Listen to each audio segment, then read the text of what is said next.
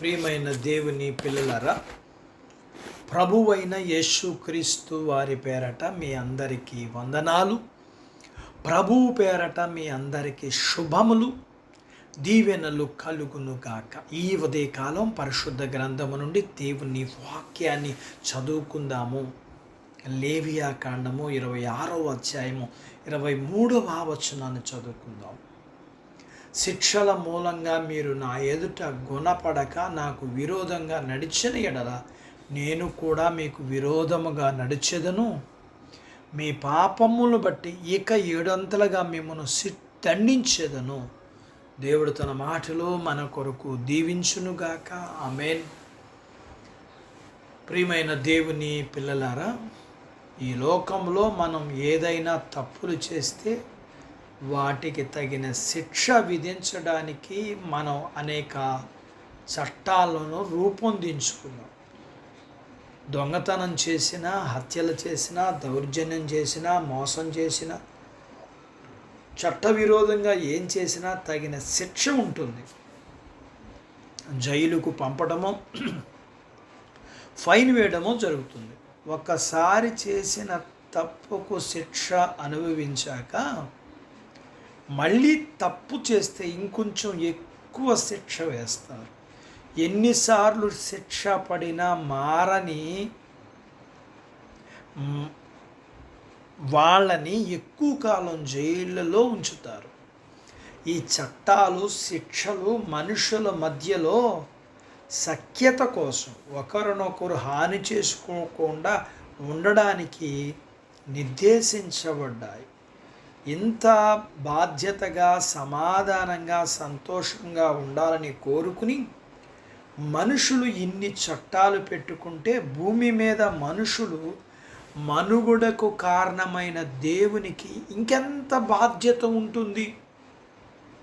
మన పిల్లలు తప్పు చేసినప్పుడు మనం ఎందుకు శిక్షిస్తాం? అది తప్పని వాళ్ళు తెలుసుకుని మరలా తప్పు చేయకుండా ఉండడానికి మనం కూడా దేవునికి అవిధేయులై పాపం చేస్తే శిక్ష వస్తుంది. దేవుని శిక్ష మనము లోబడకుండా దేవునికి విరోధంగా నడిస్తే ప్రతిసారి ఇంకా కఠినమైన శిక్ష అనుభవించవలసి ఉంటుంది. దేవుడు మనల్ని శిక్షించిన వెంటనే మనం దేవుని దగ్గర మన పాపాలు ఒప్పుకొని క్షమాపణ అడిగితే దేవుడు మన పాపములను క్షమించి మనల్ని ఆశీర్వదిస్తాడు. మన పాపములకు తగిన శిక్ష దేవుని దగ్గర నుండి రాకృతమే మనల్ని మనం తగ్గించుకుని దేవుని దగ్గర వేడుకుంటే దేవుడు మనకు రావలసిన శిక్ష నుండి తప్పిస్తాడు.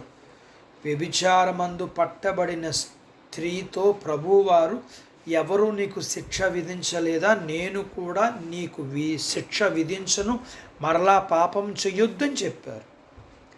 మనం నశించిపోవడం ఇష్టం లేని దేవుడు మన పాపములను క్షమిస్తున్నాడు.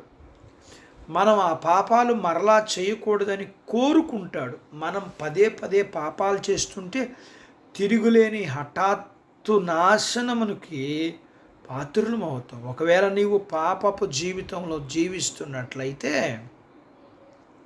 నీ పాపములు ఒప్పుకుని పశ్చాత్తాప హృదయంతో దేవుని దగ్గరికి రా. నీకు లోబడే హృదయం ఇమ్మని దేవుణ్ణి అడుగు. అట్టి బాధ్యత దేవుడు మనకు దయచేయునుగాక. ఆమెన్. దేవుడు తన మాటలు మన అందరి కొరకు దీవించునుగాక. ఆమెను ప్రార్థించుకుందాం. నాతో పాటు ఏకీభవించండి. మమ్ములను మిక్కిలిగా ప్రేమించిన మా ప్రియ పరలోకపు తండ్రి, మీ పరిశుద్ధ నామమును బట్టి మీకు వందనాలు. ఈ ఉదయకాలం మీ పాదాల దగ్గర మీ లేఖనాన్ని నేర్చుకోవడానికి మీరు మాకు సహాయం చేశారు.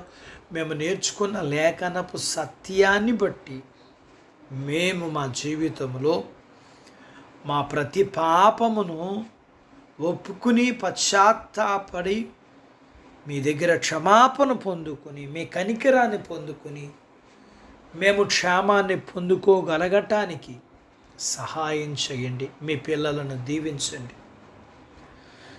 చిన్న బిడ్డలను, యవనస్తులను, వృద్ధులను, స్త్రీలను, పురుషులను దీవించండి. వారి చదువుల్లో, ఆరోగ్యాల్లో, ఉద్యోగ ప్రయత్నాల్లో, చేస్తున్న ఉద్యోగాల్లో ప్రమోషన్స్ ఇవ్వండి. అలాగే మీ పిల్లలు చేసుకుంటున్న జీవనాధిపతులు, వ్యాపారాలు, చేతి పనులు, పొలాలు, పశువులను దీవించండి. వివాహాలు కాని వారికి అవ్వటానికి, గర్భము లేని వారికి ఇవ్వండి. గర్భం ఫలం కలిగిన వారికి సుఖమైన ప్రసూతి అయిన తల్లి పిల్లలకు ఆరోగ్యాలు, మీ పిల్లల అవసరాలు, సమస్యలు, బలహీనతలు, రుణాలను మీరు తీర్చమని, మీ పిల్లల్ని అన్ని విషయాల్లో మీరు ఆశీర్వదించమని యేసు ప్రభు వారి పేరట స్తుతించి ప్రార్థించి అడిగినవన్నీ పొందుకుని ఉన్నాము తండ్రి. ఆమెన్. దేవుడు మిమ్మల్ని దీవించునుగాక. ఆమెన్.